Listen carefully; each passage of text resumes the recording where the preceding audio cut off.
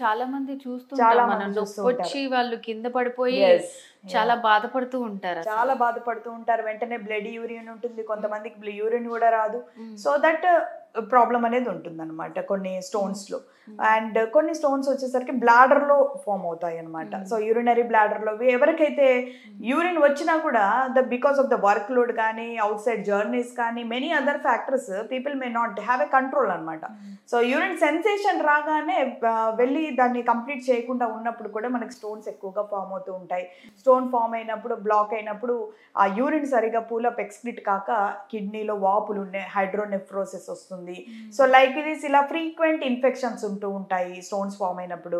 Infection form అయ్యి at one or the other day acute kidney disease కూడా land అయిన cases చాలా ఉన్నాయి. సో కిడ్నీ స్టోన్స్ కి అయితే definitely we have very good medicines in Homeocare international along with counselling.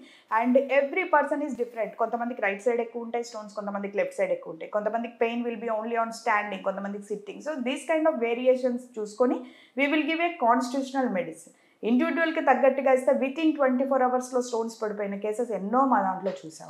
So they will be getting on. కొంతమందిలో అయితే 10 days కూడా time పడుతుంది, depend on the place and position where it is.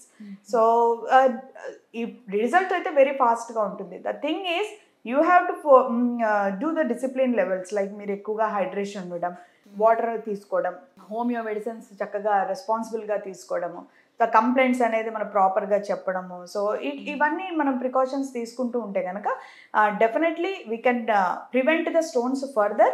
And present ఉన్న stones కూడా we can resolve with Homeocare international medicine.